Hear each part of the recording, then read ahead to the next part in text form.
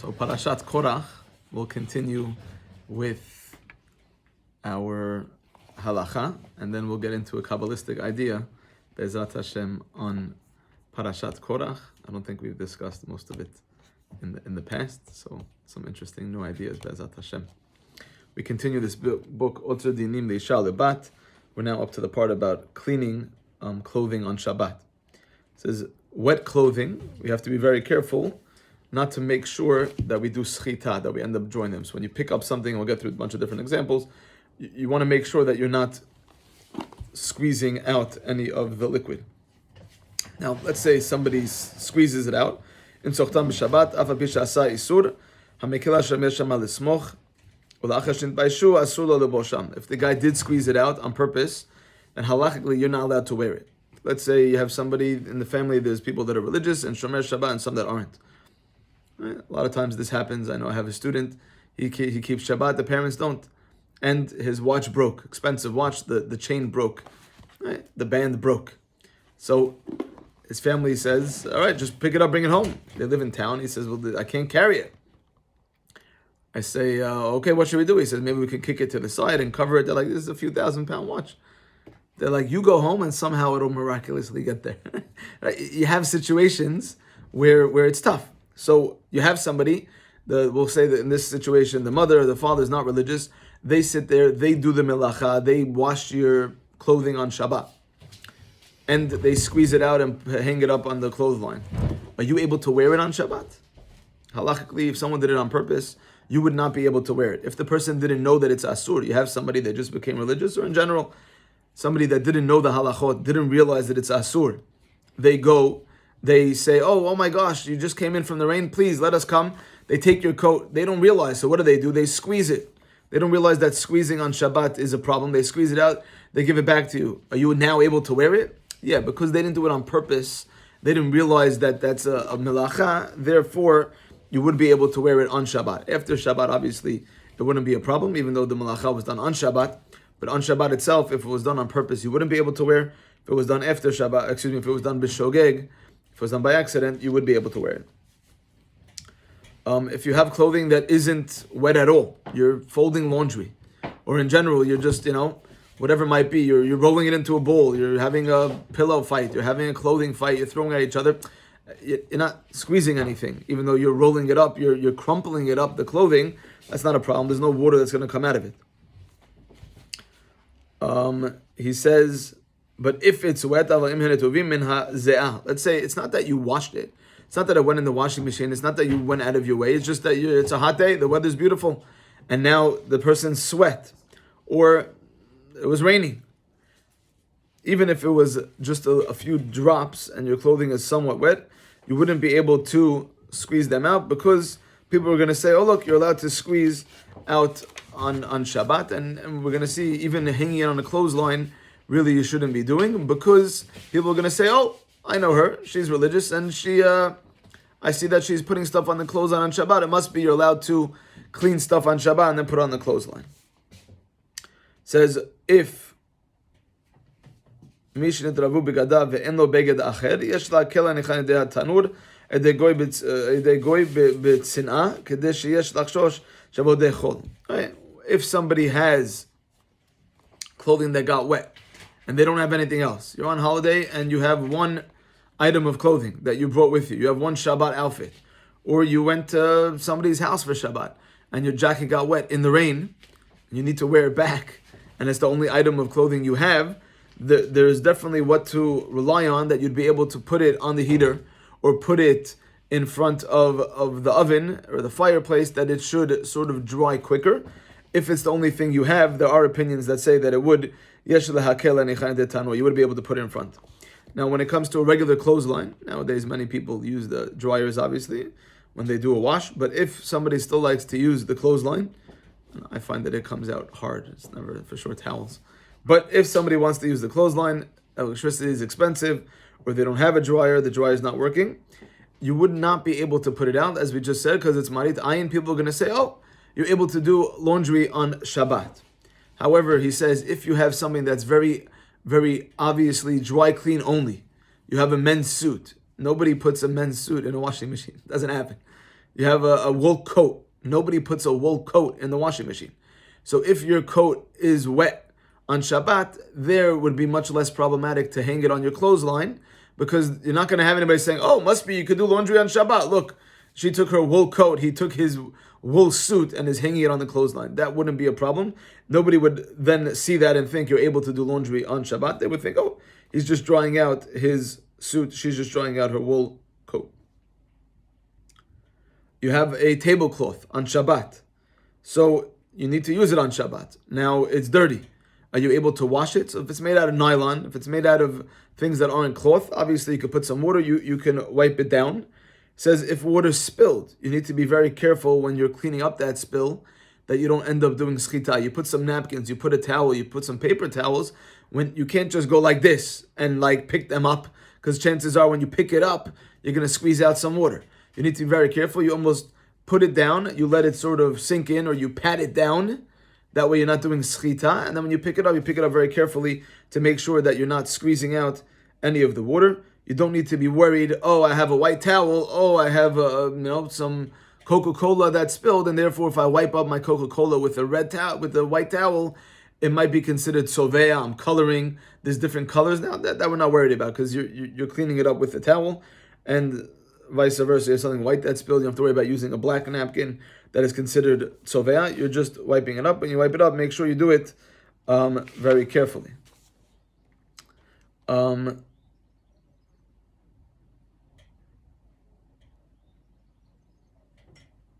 If you have something that's wet, you're sweating, and you take off your jacket, you're able to put it on the back of the chair to dry off. That's not the same thing as putting it on the clothesline, because you put it on the clothesline, it's very obvious that you're putting it out to dry. If you put it on the back of the chair, no, it's just a convenient place to dry. How else is it going to dry? You put it on the hook, you put it on the back of the chair. If you put a bunch of chairs together and you put out the tablecloth to dry, then it's very obvious that you're going out of your way to dry it, and that would be much more problematic. If you have something that he throws in over here, if you have Crazy Friday and now you're about to light candles and you realize that you need to do a wash, right? Are you able to throw it in if it's going to be washed over Shabbat? Right? So he says over here, there's definitely opinions that say that it's not a problem. You're not actually washing it. If it's if it's at a time where it's not so close to Shabbat. Anyways, most of the wash is going to be before Shabbat. He's saying it wouldn't be a problem to do that, to put it in. And obviously, you're only taking it out after Shabbat, even though, because you're not sitting there washing it, you're not sitting there doing it, no one knows about it, you put it in when it was still, obviously, before Shabbat. There are definitely opinions that say it would be okay. It says if you have clothing that was washed before Shabbat, and then you put it up on the clothesline, can you take it off the clothesline on Shabbat? It says to take it off the clothesline on Shabbat, especially if it's about to rain, wouldn't be a problem. Try and use it on Shabbat, definitely, but it's not a problem to take it off the clothesline.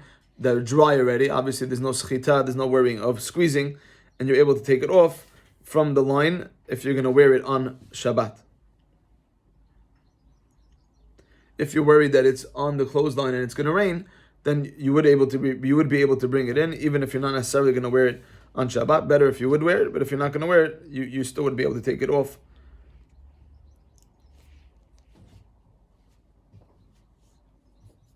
on Shabbat. He goes through the old school nappies. That's what they used to use, the diapers, the cloth ones. Are you able to do it or not?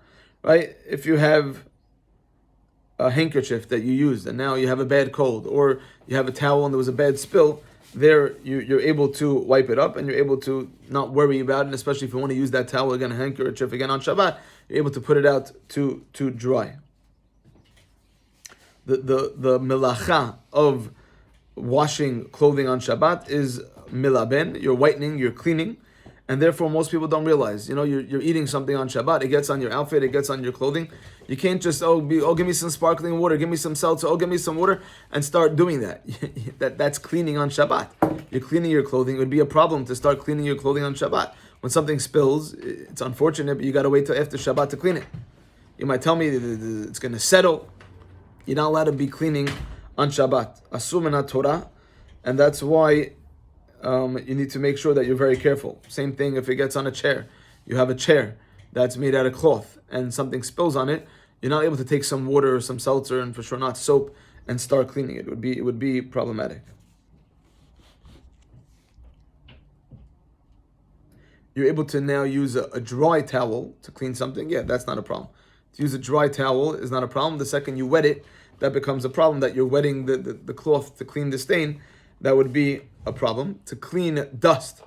I go to my closet, I get an outfit I haven't worn in a while, there's dust on it, it's not a problem to wipe off the dust. That's not considered cleaning. Blowing away the dust, hitting off the dust, that's not a problem.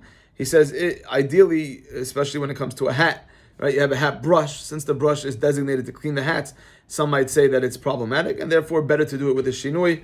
Use your elbow, use your arm to brush off the dust when it comes to a hat. Instead of using an official hat brush. But ultimately, it's not a problem to get rid of the dust or the dirt. If you're going to start using a cloth and start really, really, really like cleaning at it and scraping at it, and even if it's dry, that might be considered problematic, and you shouldn't be doing that. Even with the cloth that's dry, for sure, wet we said is asur. Even a cloth that's dry, if you're really scrubbing, scratching, that's you're trying to clean it, and mamash literally clean it, that'd be problematic. When it comes to shoes, if your shoes get dusty, you walk through the sand, you walk through the forest, you come out, your shoes are dusty, it's not a problem to take a cloth and clean off your shoes. The second you wet the cloth, it would be problematic. And for sure, when it comes to shoe polish, that you would not be able to use on Shabbat. If you walk through some mud, your kids walk through some mud, and now it sort of got stuck to the shoes, to scratch it off is not a problem. If it's just a light scratch, you're not sitting there scrubbing, that's another level. But if you're just scratching it off, or you rub it up against the stairs, you rub it up against the wall to clean off some of the dirt that got stuck, that's not a problem. That's not considered that you're seriously doing a deep clean, and that would be okay. So that's the chapter on cleaning clothing. Next week we can discuss cleaning utensils in the house, etc. So Parashat Korach is Rashi, the first Rashi in Parashat Korach says Yafen Nidreshet. There's a lot to discuss when it comes to Parashat Korach to understand what exactly is going on over there. And right away in the first couple of psukim we have a lot of questions. Vayikach Korach. Korach took. What did he take? What did he get? What just happened over here? Doesn't say what he took. Parasha is Korach. Vayikach. What did he take? So Rashi says Lakachat smol etzad echad. Rashi has the same question we had. What does that mean he took? What did he take? He took himself to one side. I'm going to be on this side. Moshe, you're on that side. We cannot coexist. We need to figure out what's going on over here, but I don't acknowledge you and let you be the leader. Vayikach Korach, he takes himself. So even Rashi took himself to one side. We need to see if we have another understanding of what that means. And Torah tells us, who is this Korach guy? Ben Yitzhar, Ben Kahat, Ben Levi. Not our class for now. The commentaries discuss that Yaakov Avinu was adamant that his name shouldn't be added in over here. You have to know which tribe he comes from. Part of the reason Rashi tells us he got upset was the fact that he felt that he was Ben Yitzhar, Ben Kahat, Ben Levi. Levi has 3 children, Gershon, Kahat, and Merari. Moshe and Aharon come from Gershom, Amram, and Gershom. He comes from Korach, comes from Kahat, who is the second son of Levi, and he was upset that Rashi tells us El Tzafan ben Uziel, who is from the Merari. He was from the third son of Levi. He got appointed over him. So it's important to know his lineage. Who else is with Korach? Datan ve'Aviram. Datan ve'Aviram have a very different agenda than Korach. They have a problem with the leadership of Moshe Rabbeinu. They always disliked Moshe Rabbeinu. 60 years ago, we should be able to get back to it. 60 years ago, Moshe Rabbeinu sees an Egyptian fighting with the Jew. We'll discuss why. But he's fighting with the Jew, and Moshe Rabbeinu kills this Egyptian, saves the Jew. Who was this Jew? That was Datan. The next day, he sees 2 people fighting. Who is that? Datan ve'Aviram. Moshe says, Rasha, lama tekerecha. Why are you hitting your brother? And they say, who put you in charge of us? Now I read that and I'm like, what are you talking about? He's the prince. He can do whatever the heck he wants. That's who put him in charge. The king. He's the prince. Datan ve'Aviram just had a problem with authority of Moshe Rabbeinu. Some people, they just can't deal with authority. I remember talking to a parent and they were saying their daughter's in this school and she keeps butting heads with the head teacher and she might switch to another school. I said, I know that head teacher in that other school. It won't help to switch schools. Your daughter has a problem with authority and the head teacher is very, very headstrong. very, very, and she's just going to butt heads with this new head teacher. It doesn't matter if you switch schools. That's just her personality and the personality of these head teachers, that they're very headstrong. She can't deal with authority. She's going to have to learn to be her own boss. That's just her personality. Same thing over here. Datam va'Aviram have a personality that they can't deal with leadership, and they dislike the leadership of Moshe Rabbeinu. Ve'on ben Pelet ben Reuven. Who else is in this camp? On ben Pelet, who is from the tribe of Reuven. The tribe of Reuven, they had an agenda. Why should the tribe of Levi be the ones that work in the Beit HaMikdash? We're the Bechor, we're the firstborns. It should be us. Korach, he wants to be the prime minister. He wants to be the king. He wants to be the leader. Datam va'Aviram don't like Moshe Rabbeinu. Vayakumu lifnei Moshe, and now they get a whole other group. Va'anashim b'nei Yisrael 50 u'matayim. Who are these other group? 250 men, Nisi'ei Eda, the Nisi'im. They're very aristocratic, important people. Kidei Moed, when there's a gathering, Ohel Moed, they're there, they're involved. Anshe Shem, these are men of stature, Anshe Shem. But it's weird, we don't see this terminology very often. Anshe Shem, men of name. We'll have to get back to that. They come to Moshe and say, Rav lachem, you guys have enough. Everybody's equal, everyone's holy, everyone heard Hashem speak, and God talk at Mount Sinai. Hashem, God's with us. Hashem, why are you making yourselves the only ones? Why are you making yourselves in charge? Moshe hears this, he falls on his face. Korach, this is already another time. They had the sin of the golden calf, Egel. They had the sin of the Onanim, the complainers. They had the sin last week of the spies. This is another time, a fourth time. Moshe Rabbeinu comes to Korach, says, let's work this out. Boker. We've given classes in the past to go through different tips of dealing with machloket. One tip is, even though you're right, Moshe is right, he goes to Korach saying, let's work this out. Another tip, Boker. Let's wait till the morning. Right now is very tough. Right now it's very tough. We got to wait till the morning. Let's see who God chooses. Zot asu. How are we going to know who God chooses? This is what we do. We're going to take fire pans, Korach, you and all your people. Dumahem esh, put inside a fire. Simalem ketoret, put in it incense. Lifnei Hashem machar, tomorrow. Hashem, hu hakadosh Rav lachem b'nei Levi. You have enough. Whoever God chooses, that's who will be the chosen one.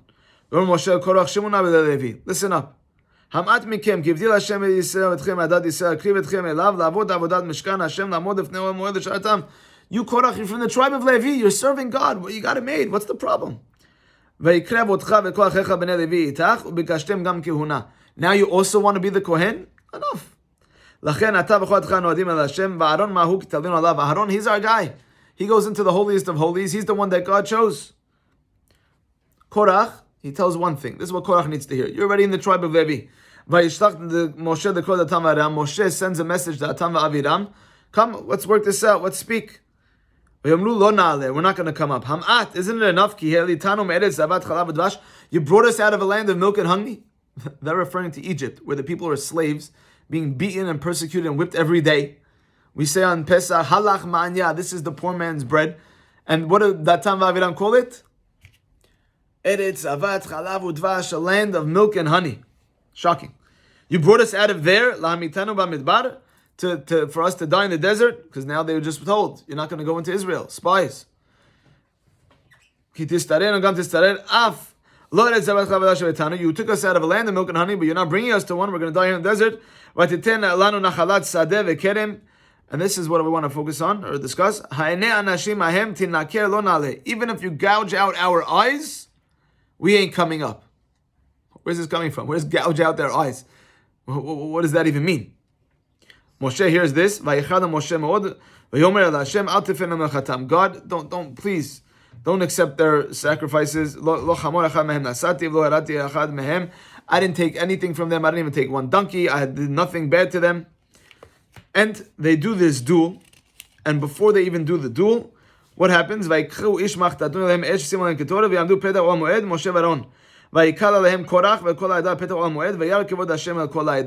that God's essence, if you will, comes to the camp to see the duel. What does God tell Moshe and Aaron? Get out quick. I'm going to destroy them in 1 second. Fa Moshe and Aaron, I say, great. It's going to show that God chose us. Wipe them out. Moshe and Aaron say, no, don't destroy the whole nation. God that's in charge of all spirits. Interesting terminology. Hashem Elohei HaRuchot, L'chol basar ha'ish echad yechta.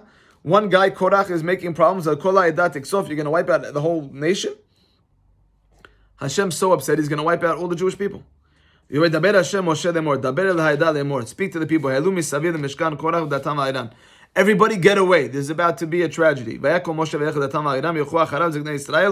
elders, Moshe and Aaron, go to the Tam and they speak to the people. What do they say? Get away from these wicked men.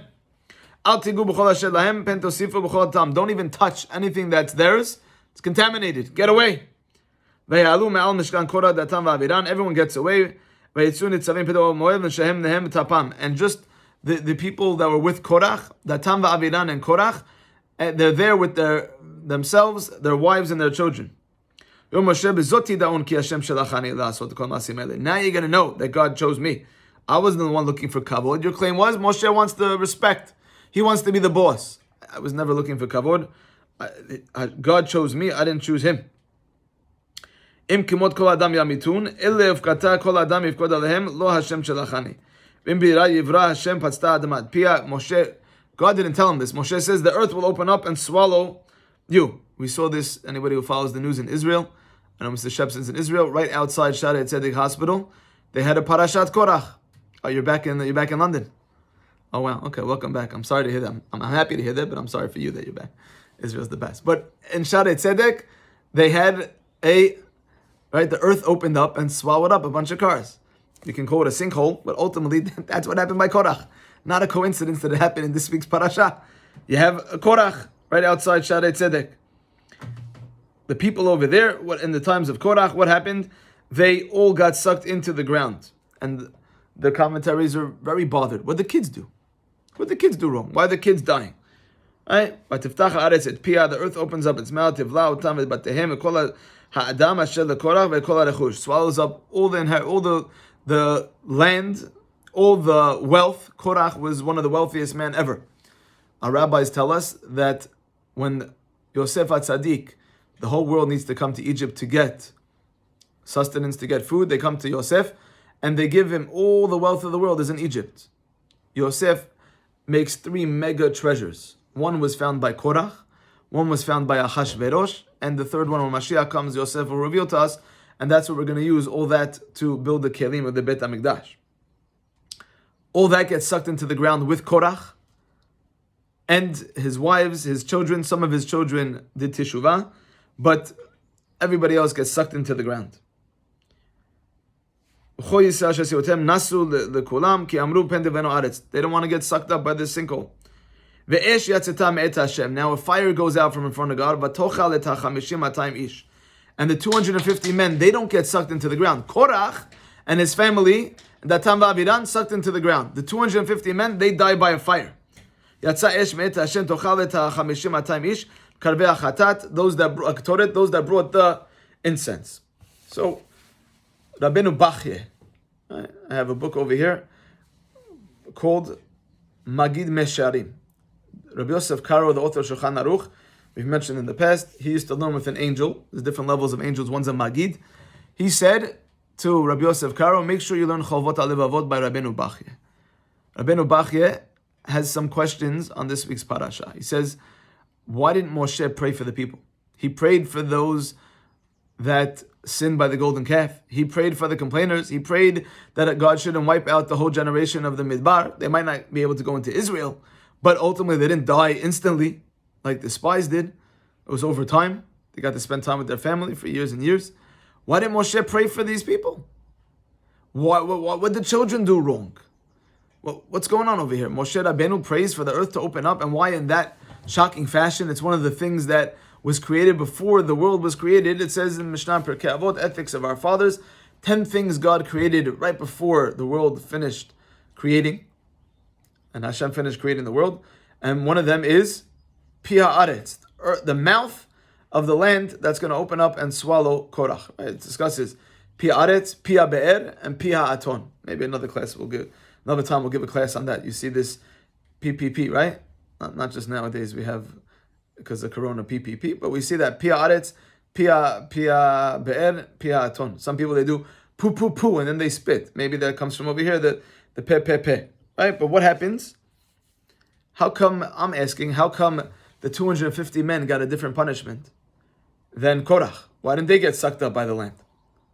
Why was it just Korach that got sucked up by the land and the 250 men got burnt and a fire comes out?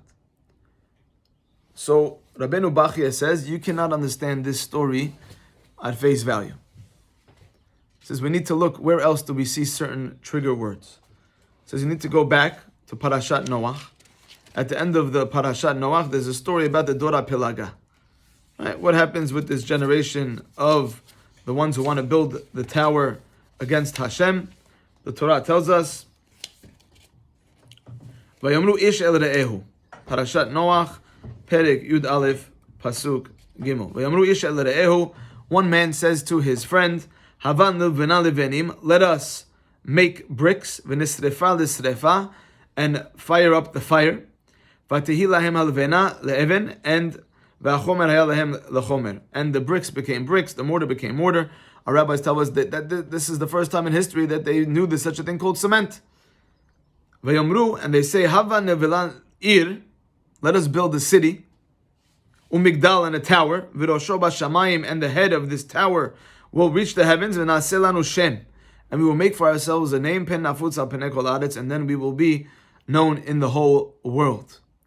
Says Rabbeinu Bachya, these people in the story of Korach, this is not their first time that they've been sent down to this world. These people have been here before. The first time they were here is in the story of the Tower of Babel, that God mixed up all their languages. How do we know that? Says Rabbeinu Bachya, because it says, let us make bricks and fire up the fire, and we'll build a city, migdal, and a tower, v'naseh lanu shem, and make for ourselves a name. What was the second pasuk in this week's Parashat Korach? V'yakumu lifnei Moshe, and they got up in front of Moshe, v'nashim ibnei Yisrael 50 250 men, kiriyeh moed, anshe Shem. We see again this terminology, anshe Shem. The people in the time of the tower, they wanted naseh lanu Shem. Who is it over here in the story of Korach, 1,000 years later, or whatever it might be? Anshe Shem. It's these same people that want to make a name for themselves. They were there in the Dor HaPelaga. They had the opportunity to make a Kiddush Hashem, and instead they make a Chilul Hashem. They need to fix that up. Says the Rabbeinu Bachya, they also came back another time. Because if you look, it says, Hava nevela lanu ir, let us make a city, migdal, and a tower. And where else do we see this concept of the city? So we skip ahead a couple of parashiot after Noach to Vayera. God sends the angels. They come and they give Avraham Avinu a message. And then one of the angels is to help, if you will, cure Sarah, to be able to get pregnant. Another angel is to save Lot. Another angel is to destroy Sodom. Now, when they get to Sodom, what happens? The two angels come to Sodom. Lot sitting there in the gates. He bows down. Please, I'd be honored. Come to my house. Sleep there, wash your feet, and then in the morning you go. Right? Maybe he's saying they should do hashkama, get up early, that way nobody will see them. We're going to stay in the street. And what does he say? No. Chas v'shalom, not on my watch. They come to his house. He makes them a meal. It was Pesach, so he gave them some matzah. Within a few minutes of them being in the house, the people of the city, the people of Sodom get to the house. Says Rabbeinu Bachya, what do you mean the people of the city, the people of Sodom? Just say the people in Sodom. We already know that they're in Sodom. Just say the people. Well, or just say, what does it mean, Anshe Ha'ir, Anshe Sodom? Who are these people? These are the reincarnations, the Gilgulim, Anshe Ha'ir. The ones that said, let's build a city and make a tower and make a name for ourselves. These are the same guys. This is already strike two. These people in Sodom were corrupt, were terrible, were evil, were narcissistic. And therefore, they come and they try and get these guests. And what does Lot do? Lot is outside trying to convince them not to. And the angels stick their hands out, or whatever it is that the angels have, grab these people and hurt them. Just find the actual pasuk.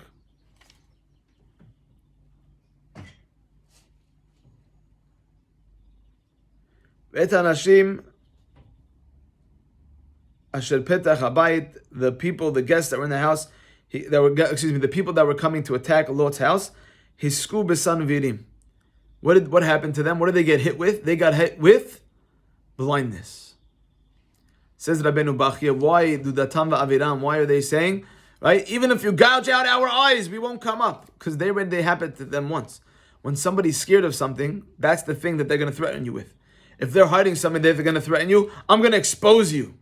If they're scared of dogs, they're going to say, I'm going to sick a dog on you. Whatever it is that you're scared of happening to you, that's usually what you're going to threaten somebody else. They already had it in their neshama, in their soul, that they were scared of this eyes, even if you got out your eyes, because they already in previous Gilgulim became blind. Says Rabbeinu Bachya, this story is a continuation. This is strike 3 in our parasha, Korach and Datam va'aviram and the 250 men. Now, I didn't see anyone say this. A lot of these ideas I heard from Rav Mansour, but I didn't see anyone say this. I thought to myself, maybe the reason that the 250 men got a different punishment than Korach, we'll learn now more about Korach, but maybe the 250 men, they're from the times of Dora Pelaga, the generation of the tower. And what did it say by the tower? Hava nilvena nevelim v'nisrefa lisrefa. Let us make bricks and fire up the fire. Maybe the tikkun for them was that they had to die differently. They had to be put to death by the fire, because ultimately that's the way that they thought we're going to beat Hashem, with the fire. So the tikkun is, no. You're going to fire up the fire to defeat Hashem. Your tikkun is you're going to die by the fire. But what do I know? I'm just throwing it out there, something to think about. Who is Korach? So our rabbis tell us that we need to go to the second story in the whole Torah. First story in the whole Torah after creation is Adam and Chava. The second story is Cain and Hevel, Cain and Abel. What happens over there? What was the fight that Cain kills Hevel? So our rabbis tell us a few things they were fighting about. First of all, they fought because Cain was born with a twin sister. Hevel was born with 2 twin sisters. It said, "Vatelet et achiv et Hevel." It says "et" twice, means he was born with 2 sisters. Hevel says, these 2 sisters belong to me. These are going to be my wives. Cain says, no. I have my wife I was born with, my twin sister, but I'm the firstborn, therefore I get double. I should have this extra sister. And they're fighting about it. Cain says, I deserve to be with this woman. And Hevel says, no, I do. She was born with me. It says, Vayhi bayotam basadeh. They were in the field. And, I'll read you the pasuk. It says that Cain speaks to Hevel. But it doesn't say what he says. Vayomer Cain o Hevel achiv. Cain says to Hevel's brother, Vayhi bayotam basadeh. And they were in the field. Vayakum Cain et Hevel achiv ve'argeu. And Cain gets up and kills Hevel. What did they say to each other? So our rabbis tell us that, you know what they said? Cain says to Hevel, let din ve'let dayan. There is no judge and there is no judgment. The world isn't just. The world's not fair. If I'm the one who had the idea to bring a sacrifice and your sacrifice got accepted and mine didn't, even if mine was of lesser quality, that's not right. That's not fair. Shouldn't be that way. So, and why were you born with the extra sister, not me? Our rabbis tell us that Cain kills Hevel and he needs to come back in a reincarnation. He needs to do a tikkun. Who does he come back as? So our rabbis tell us he comes back as 3 people. Who are the 3 people? The Mitzri, the Egyptian that Moshe Rabbeinu kills in Parashat Shemot. What was the story? I'll just tell you first of all. It's the Mitzri, the Egyptian. It's Yitro, and it is Korach. Those are the 3 reincarnations of Cain. You might ask me, well, they're all alive at the same time. How could they all be reincarnations of the same person if they're all simultaneously involved? So, the Rabbeinu Bachya, I believe, explains Kabbalistically that there's different parts of the neshama. Right? We've mentioned in passing the different parts of the soul are ruach, nefesh, neshama, chayan, yechida. Chayan, yechida, you can't touch. You can't ruin and therefore don't need to be fixed. But ruach, nefesh, neshama, those you can ruin and therefore need a tikkun. So because there's three different parts to the soul, the ruach of Cain goes into the Egyptian, the nefesh of Cain goes into Yitro, and the neshama of Cain goes into Korach. What's the tikkun? Moshe Rabbeinu sees the Egyptian, and what happens? This Egyptian's fighting with Datam. Why is he fighting with Datam? He was the Egyptian taskmaster. He sends Datam v'Aviram out to work, and all the people. But Datam's married to a very flirtatious woman called Shlomi Bat Divri. She likes to talk. Some people like to talk. She's a schmoozer. But not just that, she's even flirtatious. And this Egyptian takes a liking to her. But he has a problem. She's married. So what happens? One day Datan comes home from a long day at work, and the taskmaster says, Datan, back to work. So, what do you mean? I finished my shift. No, today double shift. He makes him work through the night. In the meantime, this Egyptian goes into the house. Shalomi Bat Divri doesn't realize it's not her husband, and they end up having relations. Our rabbis tell us she gets pregnant, and who is that child? That child is the one that ends up being the Mikalel, the blasphemer, the one who curses out God. He's upset because each tribe said, you're not from our tribe. You're Jewish because Judaism goes based on the mother, but you're not from our tribe because that goes based on the father, and your father is Egyptian. And he ends up getting upset, amongst other things, and cursing. Moshe Rabbeinu sees this Egyptian the next day. He sees him fighting with Datam. Because the next morning, Datam figured out what happened and says, how could you do that to me? That's wrong. You can't go with my wife. Moshe Rabbeinu sees this and he says, oh, nothing's changed. He's able, it says, Vayifen ko vako. He looks at previous Gilgulim and at future potential Gilgulim. And what does he see? There's nothing there, right? He kills him. How does he kill him? He kills the Egyptian with the Shema Meforash, with the name of God. Why? Why didn't he just kill him with a sword? Why use Kabbala? Because this part of the neshama, this ruach of Cain needs a tikkun. A tikkun you do with holy names of God, not just with the sword. But he sees you have the same problem. Then you wanted the extra sister. Then all you cared about was the woman. Over here also, you're doing wrong things to be with women. You haven't done a good tikkun. We need to take care of you. I'll do the tikkun for you. I'll use the Shema Meforash and fix that part of the neshama of Cain. Yitro, our rabbis tell us, he has Moshe Rabbeinu ends up marrying Tzipporah. Really? There was nobody in the nation that he could have found Tzipporah. Why? Because Yitro is a Gilgul of Cain, and beforehand he killed him because he wanted to take the extra sister to be his wife. So now Yitro needs to return the favor and fix it up. So he gives Moshe Rabbeinu Tzipporah. Yitro sets up the judicial system amongst the Jewish people. Moshe, you're standing all day, all night. It's too much for you. You need to relax. Set up a judicial system. Why was it Yitro? Because what did Cain say? Let din v'let dayan. There's no judge. There's no judgment. There's no justice. So what has to happen? We need to show, no, there is justice. Yitro is the one who sets up the justice. When Moshe Rabbeinu gets a message, it says, Ani chotencha Yitro ba'alecha. He doesn't know who his father is. Yitro, Ani Yitro. What do you mean, Ani chotencha Yitro? It says, Ani chotencha Yitro spells Achi. The first letter of each word, Ani chotencha Yitro, Achi. You're my brother. We need to do a tikkun over here. Right? We know that Yitro had 7 names. Ru'el, Yeter, Yitro, Chovav, Chever, Kenny, and Potiel. They say Kenny is the first Kenny. Kenny is the same letters as Cain. You just switch the second and third letter. Because this is the Gilgul of Cain.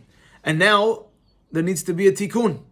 So Yitro is mitaken, the nefesh of Cain.